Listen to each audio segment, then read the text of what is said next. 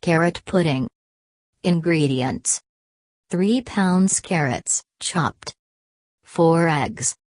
1½ cups white sugar. 1 teaspoon vanilla extract. 1½ teaspoons baking powder. 1/3 cup all-purpose flour. Preparation. Preheat oven to 350 degrees Fahrenheit, that is 175 degrees Celsius. Steam or boil carrots until tender, mash. In an electric mixer with whisk attachment or by hand, beat eggs into carrots, one at a time. Beat in sugar, vanilla and baking powder. Fold in flour.